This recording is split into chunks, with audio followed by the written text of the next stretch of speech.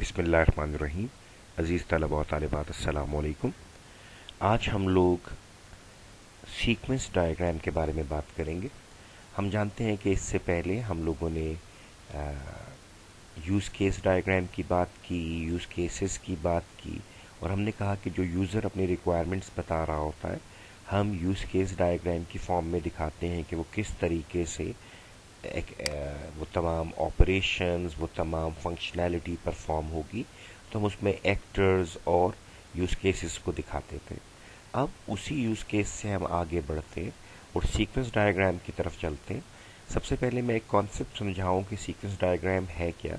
In fact इसके अंदर हम ये देखते हैं कि जब यूज़र या एक सिस्टम के अपने ही ऑब्जेक्ट्स जब एक दूसरे के साथ इंटरेक्ट करते हैं, जब कम्युनिकेट करते हैं, तो कौन सा ऑब्जेक्ट पहले कोई मैसेज पास करेगा, कोई कमांड देगा, फिर दूसरा उसको रिप्लाई करेगा, यानी जवाब देगा।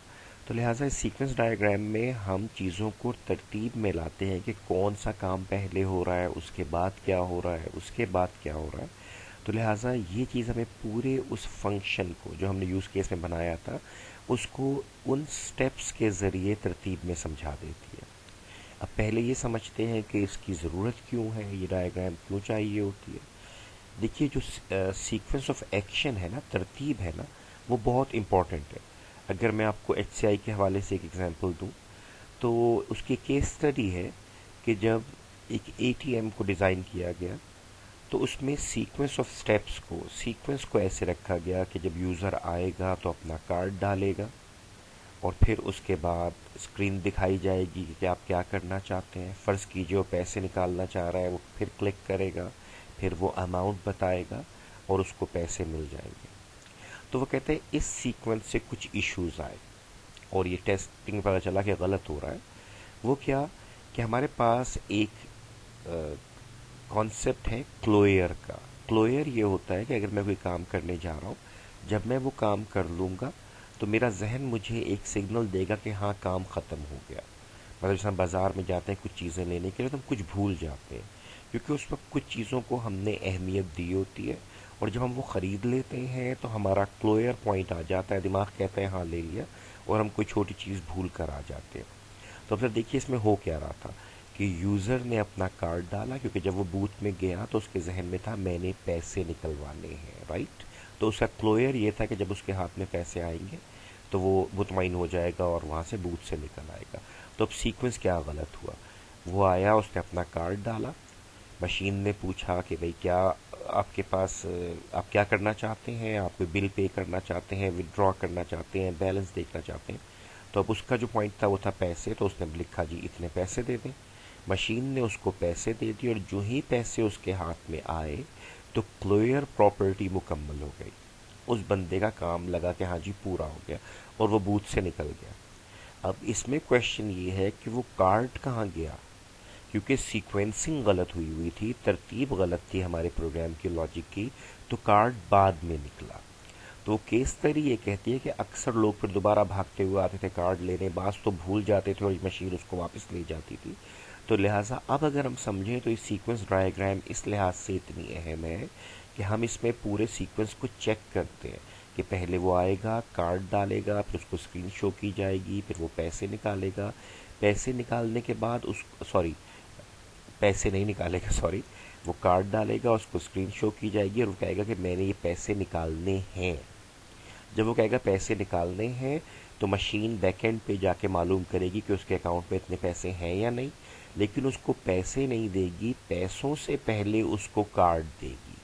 तो वो कार्ड उसको निकालना पड़ेगा, उसके बाद वो पैसे देगी, और जब वो पैसे उसको मिलेंगे तो उसका क्लियर हो जाएगा, उसका काम मुकम्मल होने का सिग्नल आ जाएगा और वो चला जाएगा। और हमने अक्सर ये देखा है जब ATMs में जाते हैं कि वहाँ पर बाज़ौकात रसीद लटक रही होती है, राइट, डिस्पेंसर में जो उसका प्रिंटर है। इनफैक्ट वजह क्या हुई कि अब तो सीक्वेंस बिल्कुल ठीक था, लेकिन रसीद क्योंकि एंड में निकली, लिहाजा उसका क्लोयर पैसों पर हो गया, कार्ड वो पहले ले चुका था, वो चला गया। तो लिहाजा में फिर नज़र आता है कि हाँ ये एक पॉइंट है। लिहाजा हमें पता चला कि ये सीक्वेंस डायग्राम कितनी अहम है। ये हमारे प्रोग्रामर को बताती है कि किस सीक्वेंस में क्या काम हो रहा होगा, तो ये पूरी एक्टिविटी, ये पूरा ऑपरेशन, ये पूरा जो एक फंक्शन है, ये कैसे परफॉर्म करेगा। अब इसको पढ़कर देख लेते हैं थोड़ा सा कि सीक्वेंस डायग्राम होती क्या है। Sequence diagrams model the interactions between objects in a single use case। अब फर्ज कीजिए कि जैसे मैंने भी आपको मिसाल दी कि एक यूज़र है, एक एटीएम है और बैकएंड के ऊपर कोई एक सर्वर है जहां पर के बैंक का डेटा पड़ा हुआ है। तो इनफैक्ट वो ये कह रहा है कि ये तीन ऑब्जेक्ट्स हैं और इन ऑब्जेक्ट्स के बीच में जो भी कम्युनिकेशन होगी, जो भी मैसेज पास होंगे, जो भी कमांड्स जाएंगी, जो भी इंटरएक्शन होगा, सीक्वेंस डायग्राम उसको मॉडल करती है, उसको दिखाती है और या उसको हमें समझाती है, विजुअलाइज करवाती है।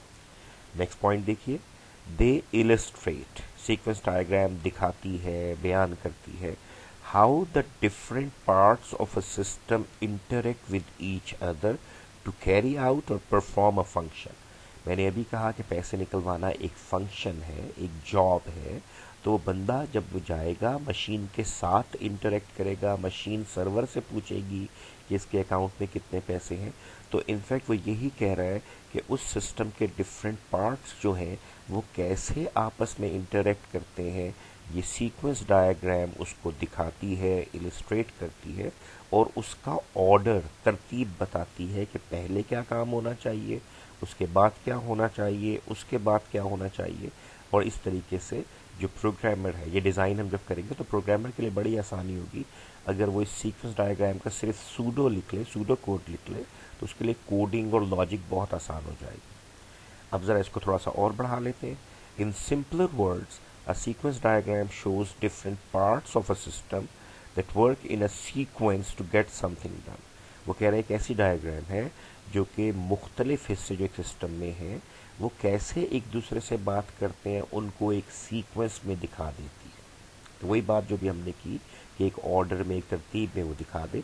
फिर क्या है, sequence diagrams are time focus and they show the order of the interaction visually by using the vertical axis of the diagram to represent time, what message are sent and when। अभी आप एक बात को समझिएगा कि वो ये कहना चाह रहा है कि सीक्वेंस डायग्राम टाइम फोकस्ड होता है, यानी इसके अंदर जो पहले मैसेज पास किया जाएगा वो सबसे ऊपर आएगा, फिर उसके बाद जो जवाब आएगा या मैसेज दिया जाएगा वो उसके नीचे आएगा, फिर मज़ीद नीचे आते जाएंगे। लिहाजा जो वर्टिकल एक्सिस की अभी हम देखेंगे, हमने आज क्लास में डिस्कस भी आपके साथ किया था कि जब ये मैसेजिंग हो रही होगी, जब ये कम्युनिकेशन हो रही होगी, तो ये ऊपर से नीचे की तरफ होगी और जो सबसे पहला मैसेज होगा वो टॉप पर होगा और जो सबसे आखिरी होगा वो इस तरतीब में होगा कि वो हमें एंड में नज़र आ रहा होगा।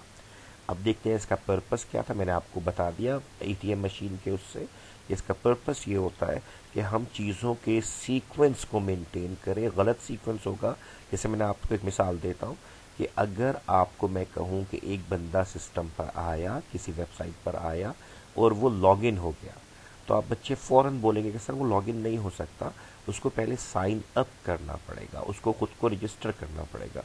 तो दैट मीन्स कि आपने समझाने की कोशिश की मुझे कि सर सीक्वेंस को दुरुस्त कीजिए, पहले उसको साइन अप करवाएं, फिर लॉगिन करवाएं, फिर जो भी उसने एक्टिविटी करनी है, अपना कोर्स रजिस्टर करना है, कोई कस्टमर है उसने ऑर्डर देना है, तो फिर वो कर लें, लेकिन सीक्वेंस में सबसे पहले रजिस्ट्रेशन आएगा। तो देखिए क्या कह रहा है, high level interaction between active objects in a system. ये बता रहा है हाई लेवल का इंटरेक्शन हमें नज़र आना शुरू हो जाए, हम बहुत डिटेल्स में नहीं, लेकिन पता चल जाए डिटेल्स के बगैर भी कि ये बातें क्या कर रहे हैं, मैसेज क्या पास कर रहे हैं उस सिस्टम के अंदर। So the interaction between objects instances within a collaboration that realises a use case. यानी 2, 3, 4 ऑब्जेक्ट्स हैं और वो ऑब्जेक्ट्स आपस में बातें कर रही हैं, मैसेज पास कर रही हैं, कोलैबोरेट कर रही हैं और वो इनफैक्ट एक यूज़ केस की तरतीब बता रही हैं, उसको रियलाइज़ कर रही हैं, उसको रियलिटी में हमें विजुअलाइज करने का वो दे रही हैं। तो लिहाजा इसका मतलब ये हुआ कि इसका पर्पस ये है कि जो यूज़ केस में हमने फंक्शनैलिटी डिफ़ाइन की थी कि हमारा सिस्टम ये करेगा, तो यहाँ पर अब ये सिर्फ उसको सीक्वेंस में बताएगा कि पहले क्या होना चाहिए, बाद में क्या और उसके बाद क्या। और जो थर्ड पॉइंट है ये सेकंड ही की कॉपी है, लेकिन लफ्ज का फर्क है। The interaction between objects within a collaboration that realises an operation. तो आपको मालूम है operation is a functionality, so use case क्या करता है, वो फंक्शनैलिटी ही शो करता है। So that was in your book, so इसको यहाँ पर हमने रख दिया है कि दोनों एक ही है। फंक्शनैलिटी इनफैक्ट यूज केस ही दिखाता है, ऑपरेशन यूज केस हमें दिखा रहा होता है। अब ज़रा इसके छोटे से कुछ नोटेशंस को, कोई रिप्रेजेंटेशन को, कुछ सिंबल्स को देख लेते हैं। So let's start with the objects in the life line. मिसाल के तौर पे पहले मैं शुरू करता हूँ ऑब्जेक्ट से। ये जो हम रेक्टेंगल बनाते हैं ये ऑब्जेक्ट होती है। अब मैं मिसाल देता हूँ, जो यूज़र है, जिस तरह उसी मिसाल को लेकर थोड़ी सी देर तक चलते हैं ताकि हमारे जहन में एक रिदम बन जाए और हमें चीज़ें आसानी से समझ में आए। तो मैं ये कहता हूँ कि जो यूज़र है, इनफैक्ट जो बैंक गया है, तो वो एक ऑब्जेक्ट है, राइट। उसको हम कहेंगे एक्टर थोड़ी देर के बाद। लेकिन मैं कह रहा हूँ कि ये ऑब्जेक्ट क्या है, it can be an actor. ये क्या है, ये एटीएम भी हो सकता है। ये क्या है, ये हमारे सॉफ्टवेयर की इंटरफेस यानी स्क्रीन भी हो सकता है। ये क्या है, जो बैकएंड पे प्रोग्राम चल रहा है वो हो सकता है।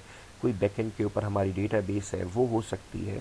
तो हर वो चीज़ उस सिस्टम की जो कि इंटरेक्ट करेगी उसको हम इस रेक्टेंगल से शो करते हैं और इसके अंदर उसका नाम लिख देते हैं। यहाँ पर तो मैंने जनरलाइज किया, ऑब्जेक्ट लिखा है, तो आप यहाँ पर लिख सकते हैं एटीएम, आप लिख सकते हैं यूज़र इंटरफेस, आप लिख सकते हैं स्कैनर, यानी जो चीज़ भी वहाँ पे इंटरेक्ट कर रही है आप वो लिखेंगे। और फिर है लाइफ लाइन। याद रखिएगा ये डॉटेड लाइन है ना, ये इसकी लाइफ लाइन को शो करता है कि ये ऑब्जेक्ट इस वक्त जिंदा है, राइट। क्योंकि हम इसको ब्रेक कर देते हैं, इसको डिस्ट्रॉय कर देते हैं, जब ज़रूरत नहीं होती तो इसको मैं दिखाऊंगा हम डिस्ट्रॉय कर सकते हैं।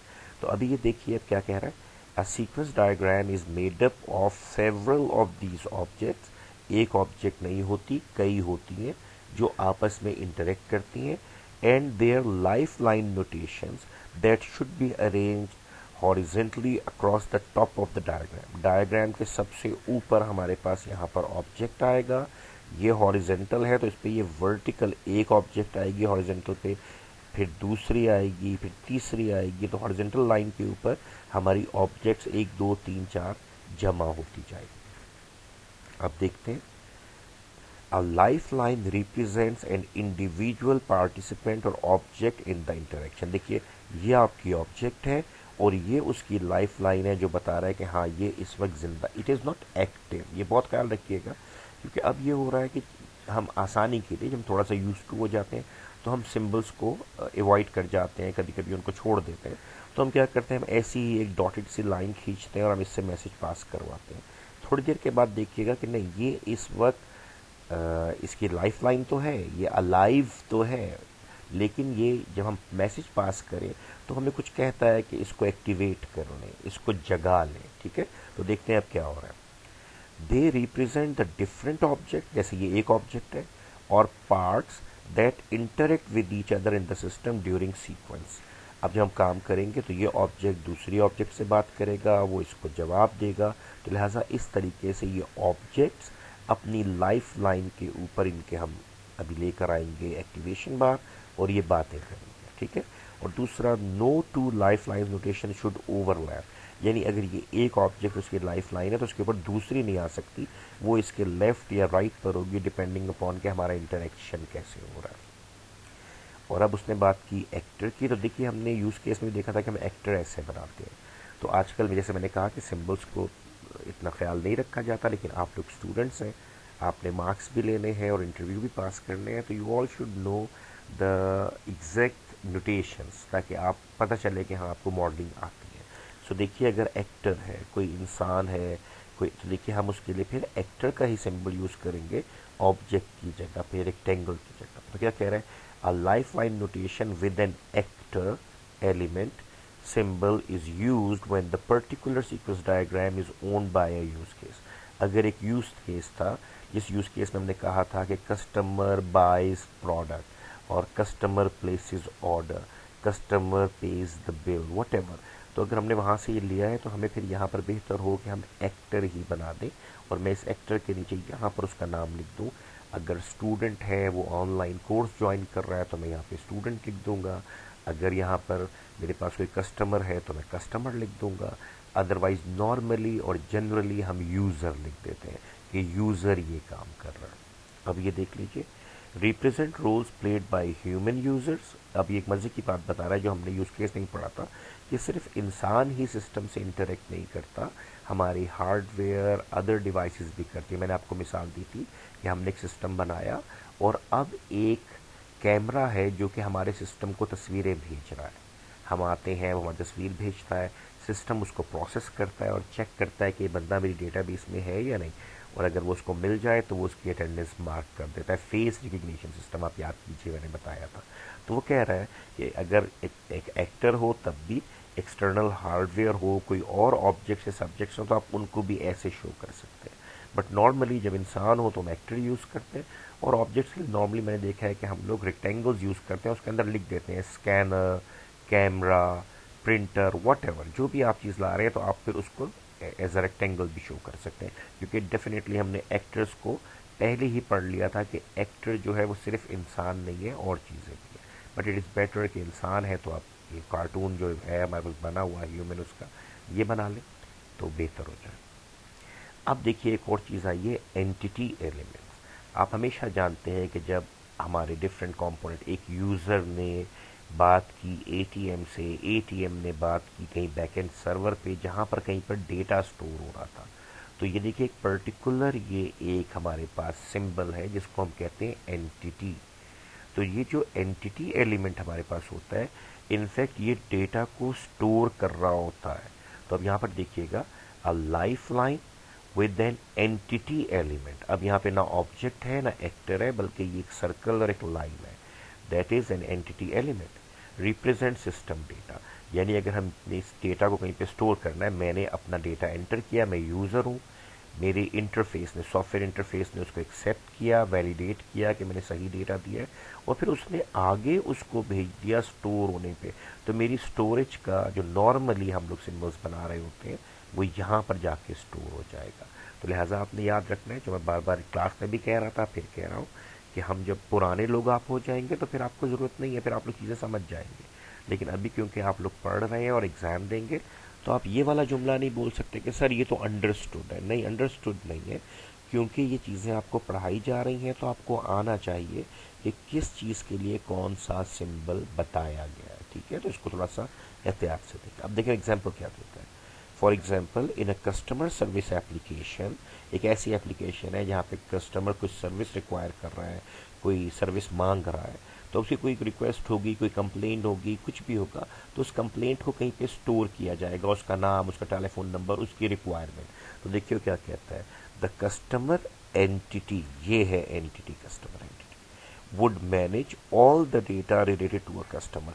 जो डेटा इसमें सेव होना है वो भी होगा, जो चेंज होना है इधर ही होगा, जो डिलीट होना है इधर ही, तो तमाम डेटा इसके अंदर मैनेज हो रहा होगा।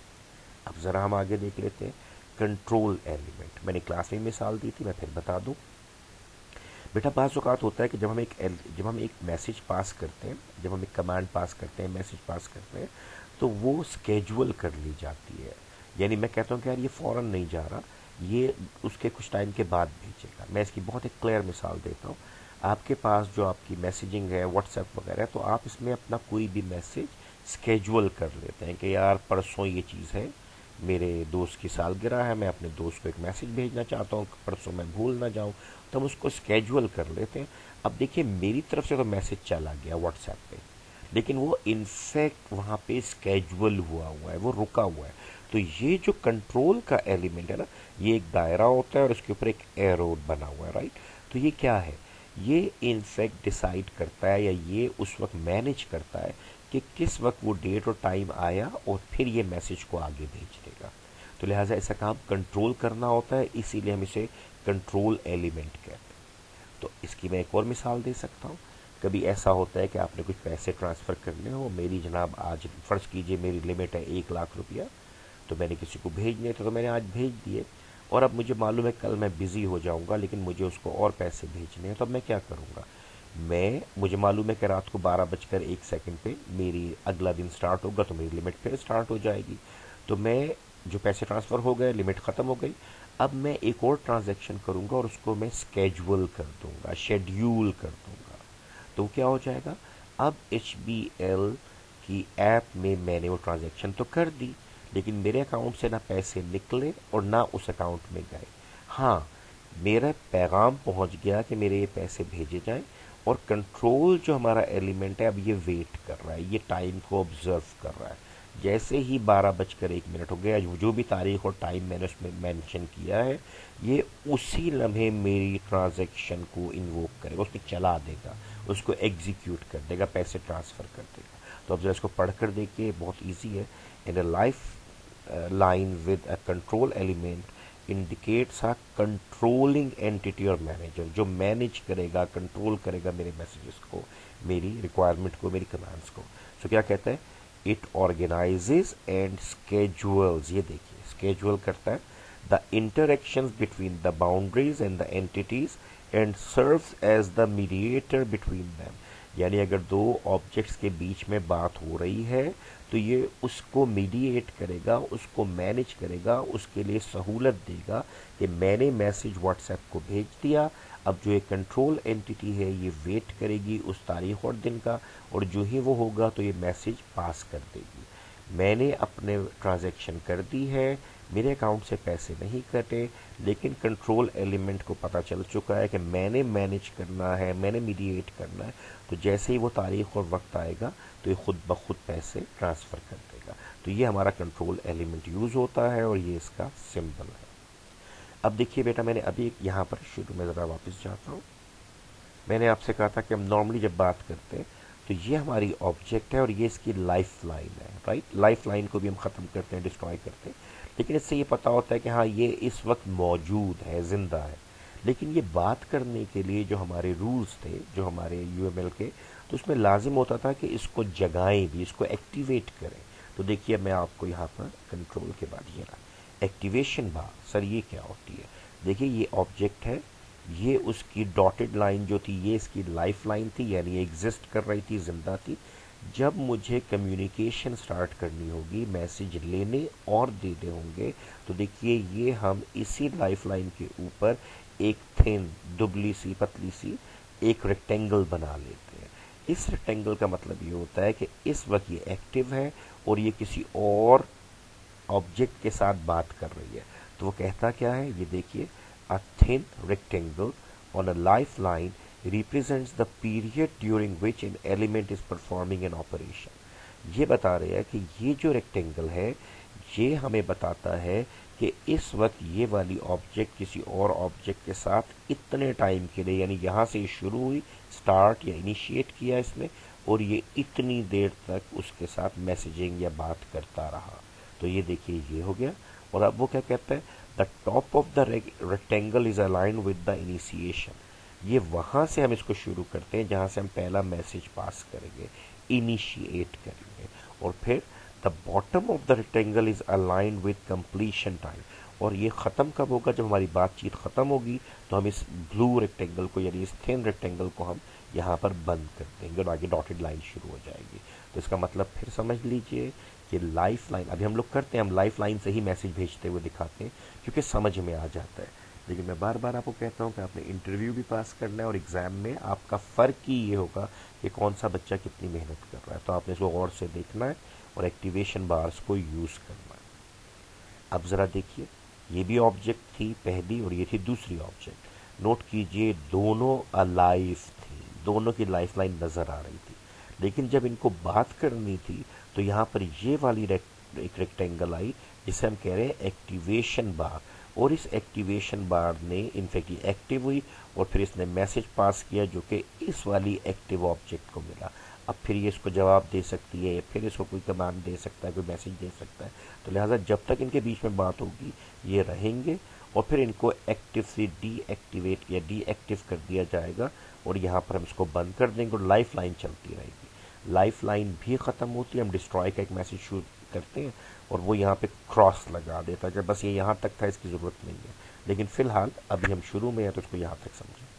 अब देखते हैं कि इस डायग्राम में एक चीज़ ये भी नज़र आ रही है, ये कुछ भी नहीं है, कमेंट है जो हमें ये बता रहा होता है कि ये क्या चीज़ है। तो मैंने कमेंट ये करना था कि ये क्या है, तो मैसेज कॉलर एक्टिवेशन बार, मेरा एक कमेंट इसमें आ गया है। कोई अगर देखना चाहे कि क्या है तो वो समझ सकता है कि जो यहाँ से कॉल कर रहा है, जो कॉल दे रहा है, जो मैसेज भेज रहा है, ये उसकी एक्टिवेशन बार है, और जो कॉल रिसीव कर रहा है, ये देखिए लिखा है रिसीवर एक्टिवेशन बार, ये उसकी बार है। अब आगे चलते हैं। अब हमारे पास एक सीक्वेंस डायग्राम में कई तरह के मैसेजेस हम पास कर रहे होते हैं, तो उसको एक एक करके पढ़ते हैं और ये बहुत आसान है, इसको देख लेते हैं। वो कहते हैं मैसेज को दिखाया कैसे जाता है। Simply an arrow from the message caller to the message receiver specifies a message in a sequence diagram. यानी ये डिफरेंट एरोज हैं, इनको भी हम पढ़ेंगे कि इनमें से कुछ फ़र्क होता है, लेकिन अभी सिंपल देखिए कि ये आपकी लाइफ लाइन चल रही थी ऑब्जेक्ट 1 की, ये चल रही थी ऑब्जेक्ट 2 की, ये एक्टिव हुए और यहाँ से इसने अपना पहला मैसेज जो कि एक एरो की फॉर्म में है उसने उसको भेजा। अब वो प्रोसेस करेगा इसकी रिक्वेस्ट को, इसके मैसेज को, और जो भी जवाब होगा वो यहाँ से जवाब दे देगा। बाज़ औक़ात जवाब लाजिम होता है और बाज़ औक़ात नहीं होता, जिसको अभी हम आगे देखेंगे। अब message can flow in any direction from, ये देखिए, लेफ्ट टू राइट और right to left and back to the message caller itself. अभी हम एक और देखेंगे, रिकर्सिव कहते हैं कि वो अपने आप के साथ बात करता है, अपने आप को ही मैसेज देता है, लेकिन वो भी हम बाद में देखेंगे। अभी सिर्फ सिंपल ये देख लीजिए कि अभी हम एरो हेड या एरोज यूज़ कर रहे हैं डिफरेंट एरो हेड के साथ और डॉटेड लाइन या स्ट्रॉन्ग लाइन के साथ, जो कि हमें बताता है कि मैसेज कौन सी ऑब्जेक्ट किसकी तरफ भेज रही है। तो ये वाली ऑब्जेक्ट दूसरे जिस तरफ इसका एरो हेड है वहाँ पर मैसेज पास कर रहा है इस वक्त। अब देखिए कॉल मैसेज क्या है। जो भी एक ऑब्जेक्ट दूसरे से बात शुरू करती है, उसे कुछ कहती है, उसे हम कहते हैं कॉल मैसेज। और दूसरी साइड जो होती है उस कॉल मैसेज को पढ़ती है और फिर वो उसके मुताबिक कुछ एक्टिविटी, कुछ प्रोसेसिंग करती है और फिर वो जवाब देती है। तो लिहाजा कॉल क्या है, जो कि काम कह रहा है। तो देखिए ज़रा, a message defines a particular communication between life lines of N interaction. ये इंटरेक्शन हो रहा है और इनके बीच में ये एक कॉल गई है, ये पहला मैसेज गया है इसकी तरफ। Call message is a kind of message that represent N invocation, जो कि शुरू करेगा, पहला बात करेगा, और जो इसके जवाब में मैसेज आएगा उसका नाम फिर कॉल मैसेज नहीं होगा, उसका नाम होगा रिटर्न मैसेज, जवाबी मैसेज। तो देखिए कॉल मैसेज फिर क्या है, एक ऐसा काइंड ऑफ मैसेज है that represents an invocation of operation of target lifeline. तो ये यहाँ से इन्वोक करता है, यहाँ से शुरू करता है ये अपनी बातचीत, और फिर यहाँ से इसको जवाब मिलता है। तो अब ये देखिए, इसका मतलब है जब मैंने कोई मैसेज भेजा, कॉल मैसेज भेजा, तो मुमकिन है कि मुझे उसका जवाब चाहिए और कभी नहीं भी होता, मैं आपको आगे एग्जांपल्स दूंगा। लेकिन अगर जवाब चाहिए तो फिर उसको एक रिटर्न मैसेज भेजना चाहिए, यानी इस वाली साइड ने मुझे फिर एक रिटर्न मैसेज भेजना होगा। तो ये देखिए, return message is use to indicate that the message receiver, जिसने रिसीव किया था, is done processing the message. उसने मैसेज ले लिया, पढ़ लिया और उसने जो काम कहा है वो भी कर दिया। And is returning control over to the message caller, वो उसको जवाब देता है। मैं इसकी मिसाल दे देता हूँ यहीं से। ये देखिए, ये एक सेंडर है, ये एक रिसीवर है। जो मेन जो हमारा कॉल थी वो देखिए, ये कॉल गई मैसेज कॉल, और यहाँ से रिसीवर ने इसको प्रोसेस किया, वापस भेजा। सर इसकी कोई मिसाल देते हैं। अब फर्ज करें कि यहाँ से एक यूज़र ने कोई किताब ढूंढने को बोला। अब यहाँ से उसका मैसेज गया, उसने इसमें कोई पैरामीटर पास किए कि मुझे बताइए जनाब इस ऑथर की ये किताब है। तो यहाँ पर जो मेरा सिस्टम है, इसने इधर ढूंढा, अगर इसको मिल गया तो इसने ये डॉटेड लाइन समझ जाइए कि डॉटेड लाइन क्या कर रही होती है, डैश लाइन, ये डॉटेड लाइन, ये रिटर्न मैसेज, इसका मतलब जवाब आ रहा है। तो देखिए जवाब गया है, या वो कहेगा हाँ किताब मिल गई, या वो कहेगा नहीं मिली, या वो कहेगा है ही नहीं, या वो कहेगा ये बुक्ड है। वट एवर जो आपने लॉजिक उसमें डाली है, कोड में आप डालेंगे बाद में, तो वो यहाँ से होगा कि पहले आप सवाल कीजिए, ये प्रोसेस करें और वापस भेजें। अब वापस चलते हैं, दोबारा देख लेते हैं वो क्या कह रहा है। Return messages are optional notation pieces. वो कहते हैं अमूमन ऐसा होता है कि हम समझते हैं कि जवाब बाज़ों का ऑप्शनल है, नहीं ज़रूरत। मैंने कहा काम कर दो, take me to the home page, वो मुझे होम पेज पे ले गया, उसने मुझे कोई मैसेज नहीं दिखाया, कोई ज़रूरत ही नहीं थी, ये काम तो हो गया। लेकिन वो उसके साथ कहता है but for an activation bar that is triggered, जिसके ऊपर हमने काम कैसे किया, बाय अ सिंक्रोनस मैसेज। अभी हम देखेंगे सिंक्रोनस क्या है। सिंक्रोनस मैसेज वो होता है जिसके लिए मस्ट किया जाता है कि मैं जब भी सवाल करूं या मैं जब मैं मैसेज भेजूं तो मुझे जवाब ज़रूर दिया जाए। ऑल्दो मैं फिर कहूँगा कि हमने समझ लिया है कि जब सिंक्रोनस मैसेज जाएगा तो जवाब ज़रूर आएगा, लेकिन अमूमन आप अच्छी उन बुक्स में देखेंगे कि जब मैसेज जाता है तो वो डॉटेड लाइन से जवाब आता है, वो अभी दिखाते हैं कि सिंक्रोनस के लिए ज़रूरी है कि जवाब आए। अगर जवाब नहीं आएगा तो मैं दोबारा और सवाल नहीं कर सकूँगा, मैं और मैसेज पास नहीं कर सकूँगा। ज़रा इसको भी देखते हैं। ये देखिए, यहाँ से ये मैसेज गया और ये आया, और अब ज़रा सिंक्रोनस के लिए उसने क्या कहा, मैं यहाँ पे ये बात कर रहा था। सिंक्रोनस क्या है? सिंक्रोनस एंड एसिंक्रोनस, सॉरी यहाँ पर ये स्पेस नहीं है, ये एस छोटा है। एसिंक्रोनस मैसेज, ये टाइपो है, इसको ठीक कर लीजिएगा। With different arrow heads you can indicate the type of message being Saint और रिसीव्ड। याद रखिएगा बेटा, जब ये आपके पास स्ट्रॉन्ग या जब आपके पास ये फिल्ड ट्राइंगल वाला या एरो हेड वाली लाइन होगी तो समझ जाएं कि ये सिंक्रोनस है, जिसकी ये रिक्वायरमेंट है कि जब ये मैसेज वहाँ जाए तो वो इसको जवाब दे। जब वो जवाब देगा तो फिर ये आगे चलेगा, अदरवाइज ये नहीं चलेगा। और इसके नीचे यहाँ पर अगर हम देखें तो ये हमें सॉलिड नहीं है, ये सिंपल एरो है, इसमें कोई कलर नहीं भरा या फिल्ड नहीं है ये। तो ये ए सिंक्रोनस है। ये मैंने कहा जी ओपन दिस, उसने ओपन कर दिया, यानी वो मुझे जवाब नहीं भी देगा तो मैं उसको और कमांड्स देता रहूँगा और मैसेजेस पास करता रहूँगा। अब ज़रा इन दोनों को तफसील से देख लेते हैं। Synchronous message is use when the sender waits, ये देखिए इंतज़ार करता है, for the receiver to process the message and return और reply before carrying on or sending with another message. तो कितना अहम हुआ कि ये इंतज़ार करता रहेगा जब तक वहाँ से जवाब नहीं आएगा। यानी मैं आपको इसकी मिसाल यूँ देता हूँ कि मैंने उससे कहा कि सर्च करो बुक है। अब मैं तब तक नहीं कह सकता कि मेरे लिए बुक को रिजर्व कर दो जब तक कि ये जवाब ना आ जाए कि हाँ जी ये मौजूद है। तो लिहाजा मुझे अब इंतज़ार करना है, तो लिहाजा सिंक्रोनस वहाँ पर रखा जाता है, वहाँ पर उसको ज़रूर इस्तेमाल किया जाता है कि जहाँ पर जवाब ज़रूरी हो जाए। और अगर मैं कहूँ move to the next screen तो वो ले जाए और मुझे कोई मैसेज नहीं चाहिए, वो ले गया। लेकिन मैंने फिर बताऊँ कि जहाँ अब जैसे मैंने पैसे फॉर एग्जाम्पल चले मैं आपको विंडो से एक मिसाल देता हूँ कि मैंने कोई फाइल डिलीट करनी है तो मैंने कहा डिलीट, लेकिन अब वो डिलीट नहीं करेगा, मुझसे पहले कंफर्मेशन मांगेगा, मुझसे एक दफ़ा और जवाब लेगा। जब तक मैं जवाब नहीं दूंगा वो डिलीट नहीं कर रहा होगा। तो बस इतना याद रखिए कि सिंक्रोनस के अंदर हमें जवाब चाहिए होता है, फिर हम दोबारा एक्ट करते हैं या उसके मुताबिक कोई काम करते हैं। और वो कह रहा है the arrowhead use to indicate this type of message, कि प्रोग्रामर को पता चल जाए, हमारे जो डिज़ाइन वाले लोग हैं, कि यार ये जो यहाँ पर मैसेजेस का जवाब आना ज़रूरी है। तो this message is a solid arrow head, ये देखिए ये सॉलिड एरो हेड है, ठीक है। तो ये अभी हम बनाएंगे, इसकी मिसालें देखेंगे और सारे उसमें यूज़ होते हुए नजर आएंगे। अब एसिंक्रोनस को देखें। An asynchronous message is use when the message caller, जिसने कि भेजा है, does not wait for the receiver to process the message and return और reply before sending other messages to other objects within the system.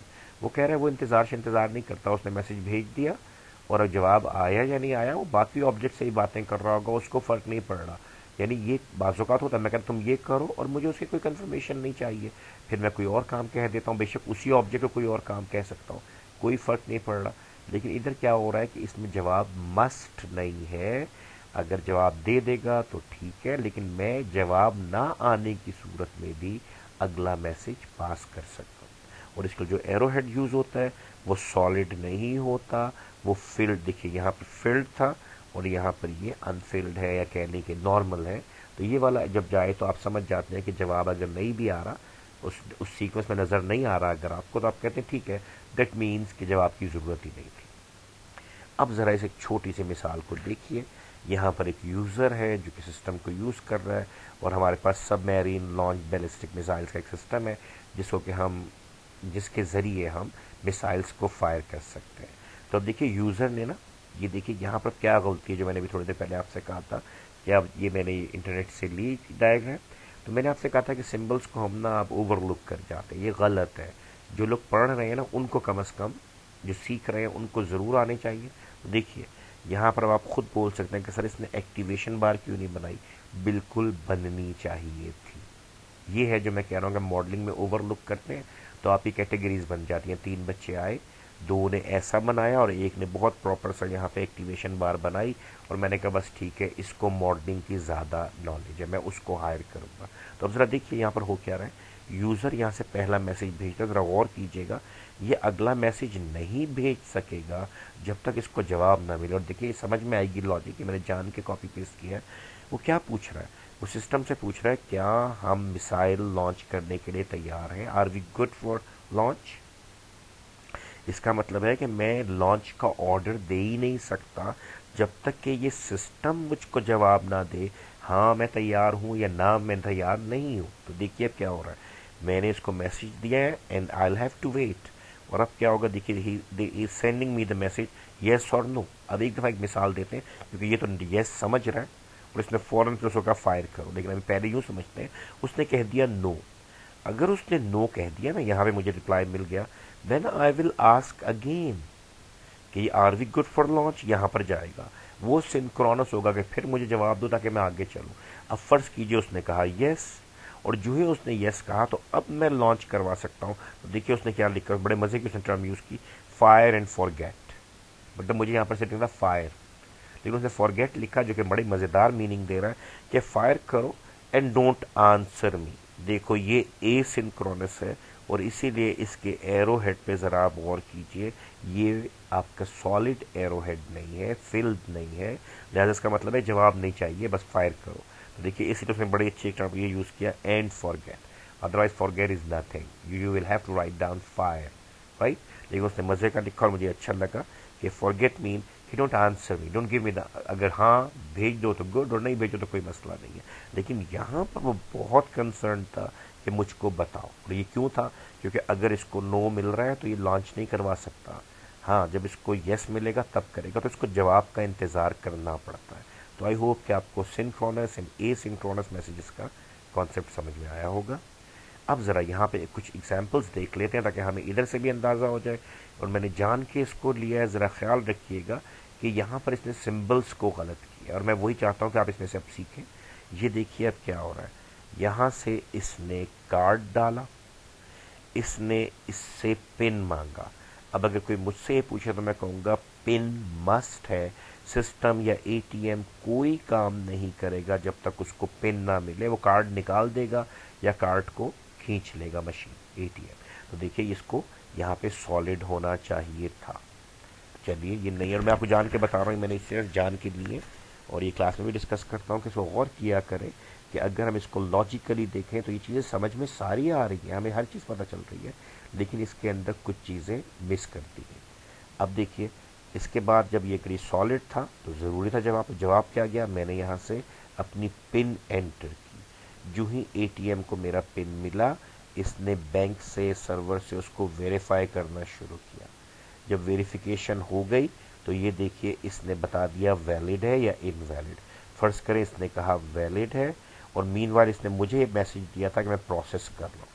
तो अब देखिए जो ही valid हुआ तो नोट कीजिए इसने मुझे ऑप्शंस दिखा दिए। आप ये भाई अकाउंट तो वैलिड है, पिन भी वैलिड है, अब बताओ तुम करना क्या चाहते हो, बिल पे करना है, पैसे किसी को भेजने हैं, पैसे निकलवाने हैं। और अब फर्ज कीजिए मैं विदड्रॉ के लिए आया हूँ तो मैं इसको विदड्रॉ भेजूंगा और फिर ये मुझे रिक्वायर्ड अमाउंट दे देगा, राइट। तो ये देखिए ये है हमारे पास एक ऐसी एग्जांपल जिसमें हमें सब कुछ समझ में आ रहा है, लेकिन सिंबल्स खासे अजीबो गरीब है। इसलिए बार बार कहता हूँ कि सिंबल्स को प्रॉपर यूज़ करें। और जहाँ तक ये कॉन्सेप्ट है कि यहाँ पर सर ये एक्टिव क्यों नहीं है, ये अभी हम थोड़ी देर के बाद इसको देखेंगे। आई होप कि ये आपको यूज़र एटीएम और बैंक की मिसाल भी समझ में आ गई जो मैंने आपको शुरू में दी थी। अच्छा ये नोट कीजिए, ये जो आप बुक एक रेफ़र की हुई है, आपको एक दूसरी बुक है मेन और ये दूसरी भी, इसमें ये बंदा एक यूँ लेके चल रहा है जैसे जो हॉर्स रेस होती है, तो बाहर हमारे यहाँ शुक्र है कि नहीं है, लेकिन बाहर उसके ऊपर बेट लगाई जाती है, उसके ऊपर पैसे लगाए जाते हैं। तो उसने एक पूरी मिसाल अपनी केस स्टडी दी हुई है आपकी बुक में। तो ऑल्दो हम एटीएम और इसको इसलिए ले रहे होते हैं कि हर आदमी इसको जानता है, लेकिन क्योंकि ये बुक में है तो इसको देख लीजिएगा एक नज़र कि एक गैम्बलर है जो बंदा उस पर दाव लगा रहा है, उसके ऊपर पैसे लगा रहा है, और एक सिस्टम है जिसके साथ वो इंटरेक्ट करता है कि मैंने किस रेस पे किस घोड़े पे क्या करना है।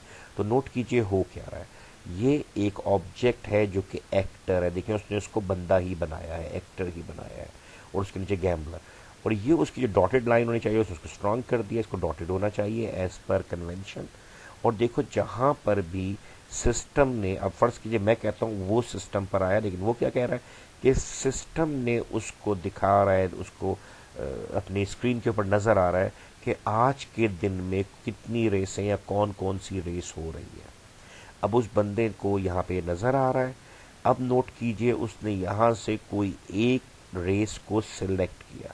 आज के दिन में कोई 10 रेस होने वाली है, उसने दूसरी रेस को सिलेक्ट किया, तीसरी को किया, जो भी। और अब देखिए सिस्टम ने जैसे देखा कि उसने रेस नंबर 2 को या 3 को सिलेक्ट किया है, तो उसने क्या किया कि रेस नंबर 2 या 3 जो सिलेक्ट किया है उसके रनर्स दिखाने शुरू कर दिए कि भाई ये घोड़े भाग रहे हैं, राइट। और अब देखिए जो यूजर है उसने वहां से उनको देखा और उनमें से फिर जो उसकी मर्जी है उस रेस के लिए उसने उस घोड़े को सिलेक्ट कर लिया। लेकिन अब उसको जवाब की जरूरत नहीं है, क्योंकि घोड़े के साथ उसको अमाउंट भी बताना है कि वो क्या कर रहा है। तो ये देखिए यहां से वो स्टेक्स को, स्टेक जो पैसे वो दाव पे लगा रहा है, तो ये देखिए उसने अपना स्टेक एंटर किया और फिर सिस्टम ने उसको जवाब दिया कि भाई आपकी ट्रांजैक्शन कंप्लीट हो गई। ऑल्दो हमारी सोसाइटी के मुताबिक ये अनएथिकल है, we don't like it, we don't want to even discuss it, लेकिन it was in the book क्योंकि किताब में था, वरना अनएथिकल है हमें ज़रूरत नहीं है, हमारे पास और बहुत मिसालें हैं, लेकिन ये बुक में था तो लिहाजा मैंने इसको डिस्कस किया और आई होप कि आपको समझ में आ गया होगा। और आप इसमें बहुत सारे सिंबल्स की सिंक्रोनस, एसिंक्रोनस को आप देख रहे होंगे, अब मिस हो रहा है। और यही मैं चाहता हूँ कि आप बच्चे इससे सीखें और आप इनको प्रॉपर कर लें, जो मैंने पढ़ाया है उसके मुताबिक कर लें। अब ज़रा ये देखिए थोड़ा सा हमें ये मुख्तलिफ नज़र आएगा कि सर इसमें चार, मैंने कहा इसमें ऑब्जेक्ट्स बढ़ गई क्योंकि हम देख रहे हैं सिस्टम ने स्टार्टअप लेना है, यानी हमने एटीएम को ऑन करना है, हमने उसको स्टार्ट करना है, उसमें कुछ पैसे रखने हैं, देखना है। तो देखिए क्या कहता है, system startup sequence diagram. Note कीजिएगा, एक है हमारा ऑपरेशनल पैनल, हमें एक स्क्रीन मिली हुई है या हमें एक कीबोर्ड मिला हुआ है, हमें एक पैनल मिला हुआ है जहां से हम कुछ कमांड्स दे सकते हैं या कोई बटन दबा सकते हैं। और देखिए क्या हो रहा है, दूसरा एटीएम है, इसके बाद यहाँ से एटीएम, फिर देखिए कैश डिस्पेंसर है, यानी आपकी एटीएम में लगी हुई वो वाली मशीन जो कि इनफैक्ट आपके लिए कैश निकालती है, पैसों को डिस्पेंस करती है, बाहर निकालती है। और चौथी चीज़ है हमारा बैंक का नेटवर्क, यानी जहाँ पर हमने कुछ हमारा सर्वर मौजूद है, ये वो है जहाँ पे स्टोर। फिर देखिए सिंबल्स नहीं यूज़ हुए, और मैं यही चाह रहा हूँ, बार बार आपको कह रहा हूँ कि जो मैंने पढ़ाया है अब आपको समझ में आना चाहिए कि यहाँ पर वो अगर लगे तो डायग्राम कितनी खूबसूरत हो जाए। तो अब देखिए क्या हुआ, नंबर 1 ये देखिए ये इसकी लाइफ लाइन थी, यहाँ से एक्टिवेट हुआ, ये रेक्टेंगल बनी, यहाँ से पैनल से हमने उसको ऑन कर दिया। तो ऑन मीन यहाँ से कोई सिग्नल जाएगा, यहाँ से कोई करंट जाएगा एटीएम की तरफ, कोई मैसेज जा रहा है। एटीएम के ऊपर जब गया तो जिस तरह जब आप मोबाइल ऑन करते हैं ना, तो मोबाइल चंद सेकंड्स लेता है, वो अपने आप को सेल्फ टेस्ट हम उसे कहते हैं, अपने आप को टेस्ट कर रहा होता है कि मैं सब कुछ मुकम्मल हूँ, ठीक हूँ, मेरी रैम चल रही है, मेरी स्टोरेज ठीक है, तो फिर वो ऑन होकर आपको कुछ काम करने देता है। तो अब यहाँ पर क्या हुआ, देखिए जो ही हमने इसको ऑन किया, एटीएम ने अपना स्टार्टअप का प्रोसेस, अपना सेल्फ टेस्ट का प्रोसेस शुरू किया। और नोट कीजिए यहाँ से कोई मैसेज अभी डिस्पेंसर पर नहीं जा रहा, ये अपने आप को चेक कर रहा है, इसने कर लिया। अब ये फिर यहाँ से जवाब देगा कि जी मुझे इनिशियल कैश दिया जाए, डिस्पेंसर को जो हमारे जहाँ से पैसे निकलने हैं वहाँ पे उस ट्रे में पैसे रखे जाए। तो अब देखिए जो हमारा ऑपरेशनल पैनल है, यहाँ से हम इनिशियल कैश उसको भिजवाते हैं। सवाल ये आया, डॉटेड लाइन में जवाब ये गया एटीएम को, और एटीएम ने जो इनिशियल कैश था वो सेट कर दिया डिस्पेंसर मशीन में। जो ही ये इसके अंदर गया तो अब पैसे भी पूरे हैं, एटीएम भी तैयार है, और एटीएम ने अपने आप को, क्योंकि वो सर्वर से इंफॉर्मेशन लेगी कि इस यूज़र के अकाउंट में कितना बैलेंस है, मैंने जाके 20,000 मांगे तो वो मुझे नहीं दे सकती जब तक वो सर्वर से मालूम ना कर ले कि मेरे पास 20,000 अकाउंट में पड़े भी हैं या नहीं। तो अब नोट कीजिए क्या हुआ, जब इसने इनिशियल कैश यहाँ पे सेट कर लिया, डिस्पेंसर में हो गया, तो अब एटीएम ने अपना कनेक्शन ओपन करना है और नेटवर्क के साथ अपने बैंक से जुड़ जाना है, अपने सर्वर से जुड़ जाना है। तो एक छोटी सी एग्जांपल थी जिसमें हमने 2 ऑब्जेक्ट्स के बजाय 4 ऑब्जेक्ट्स को देखा कि ये कैसे काम करेंगी और इनका सीक्वेंस क्या होगा। सबसे पहले ऑन किया जाएगा, फिर मैंने आपसे कहा था सेल्फ होता है, अपने आप से बात करता। तो देखिए ये सेल्फ है, रिकर्जन है, ये अपने आप को ही टेस्ट कर रहा है, इसने मैसेज अपने आप को भेजा कि चेक करो। फिर इसने जवाब दिया कि जी पैसे, फिर यहाँ से पैसे। तो ये पूरा एक तरतीब और सीक्वेंस बना है जिसके अंदर हमें नज़र आ रहा है। और अब आपने इसमें से मुझे चेक करके बताना है कि कौन सी कमांड सिंक्रोनस है और कौन सी एसिंक्रोनस है। आपको मोस्टली इसमें अब सिंक्रोनस नज़र आने शुरू हो जाएंगे। ये देख लीजिए जनाब, ये हमारे पास उसने एक इस नाम को तो मनहूस को दफ़ा कर दीजिए, क्योंकि ये पुरानी स्लाइड है। I will just remove that, तो इसको हटा दूंगा। लेकिन फ़र्ज़ करें कि हमारे पास एक रेस्टोरेंट सिस्टम है और उसके अंदर कस्टमर्स आते हैं, वो कैश काउंटर के ऊपर अपना ऑर्डर देते हैं, और कहीं पे बैक साइड पे कोई किचन है, कोई जगह है जहाँ पर की चीज़ें बन रही हैं, फूड प्रिपेयर हो रहा है। तो ऐसा देखते हैं होता क्या है। ये पूरी इसकी लाइफ लाइन है। यहाँ पे इसको एक्टिवेट होना था। एक्टिवेट होते ही इसने मैसेज भेजा नंबर 1, प्लेसेस एन ऑर्डर, और कस्टमर प्लेसेस एन ऑर्डर या प्लेस एन ऑर्डर। इसने इसको ऑर्डर दिया, तो देखिए इसने अब यहाँ पे अपनी एक्टिवेशन बार को शो किया है। इधर भी एक्टिवेशन बार होगी तो ये इसको मैसेज भेजेगा। अब इसके पास ये आ गया प्लेस एन ऑर्डर, इसने ऑर्डर प्लेस किया। अब याद रखिए जब ये ऑर्डर प्लेस करेगा तो यहाँ से एक चीज़ मिस हुई है, मैंने जान के इसको रखा है। ये देखिए ये आपके पास सिंक्रोनस है। दैट मीन्स कि जब ये ऑर्डर प्लेस करे तो पहले इसको जवाब मिलना चाहिए कि हाँ जी चीज़ मौजूद है और आपको ऑर्डर वो हम ले रहे हैं। तो देखिए यहाँ से हमें कोई जवाब जाता हुआ नज़र नहीं आ रहा। तो बाज़ बुक्स हमें ये कहती हैं अगर आपने ये हार्ड लाइन या ये सॉलिड एरो शो कर दिया है तो समझ जाए जवाब आ रहा है। लेकिन मेरी लॉजिक ये है फिर आपको ज़रूरत ही नहीं है, फिर आप ऐसे ही समझते रहें कि सब जवाब आ रहे हैं। तो लिहाजा अगर आपने ये सॉलिड लाइन बनाई है, you must send a dotted line in response. आपको रिटर्न मैसेज भेजना चाहिए, क्योंकि ये लॉजिक यही है। अब इसने पैगाम भेजा कि ठीक है जी ऑर्डर इज़ गुड। और अब जब इसको पता चल गया कस्टमर को यार ऑर्डर तो है, चीज़ें सब मौजूद हैं, तो इसने क्या किया, यहाँ से अपने पैसे पे किए। देखिए ज़रा ये नोट कीजिए कितने मज़े का, ये भी सिंक्रोनस है। मुझे एक मैसेज ज़रूर आना चाहिए कि आपकी पेमेंट सक्सेसफुली रिसीव हो गई है, हमें मिल गई है। तो देखो वो भी यहाँ से मिस हो रहा है। ये मैं बार बार ये कह रहा हूँ कि चीज़ें आप नए बच्चों को ज़रूर आनी चाहिए। अब देखिए फिर क्या हुआ, जब कैश काउंटर ने आपसे पैसे ले लिए तो इसने आपको यहाँ से अब बताया कि भाई हमने ऑर्डर भी हमारे पास था, पैसे भी आ गए, और ये लो हमने ऑर्डर कंफर्म। ये देखो ये जवाब इसने अब दिया, ठीक है। और जबकि यहाँ पर इसको देना चाहिए था कि हाँ जी चीज़ें मौजूद हैं, फिर ये पैसे भेजता है, पैसों को तब कंफर्म करता। और इसके फ़ौरन साथ जैसे ऑर्डर कंफर्म हुआ तो नंबर 4 मैसेज क्या गया, कस्टमर से कैश काउंटर से मैसेज गया फूड काउंटर पे, किचन पे, यानी जहाँ पर वो बना रहे हैं।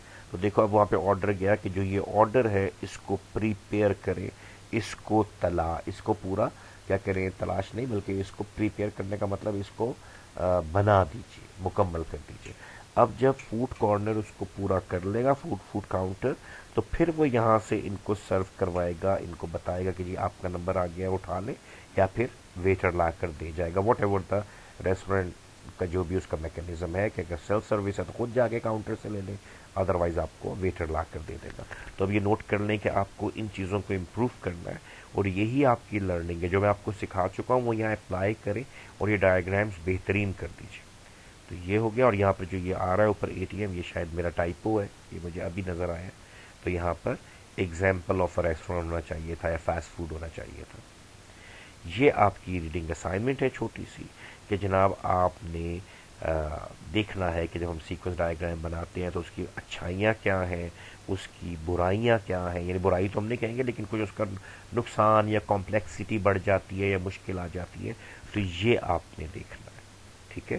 तो बाकी ये है कि अभी ये इतना है, इसका नेक्स्ट पार्ट जो है अब इंशाल्लाह परसों की क्लास में पढ़ेंगे। लेकिन आपने ये अभी पढ़ना है ताकि ये मुकम्मल हो जाए और आगे की चीज़ें समझ में आए, जहाँ पर हम थोड़ा सा उसको कॉम्प्लेक्स करेंगे भी।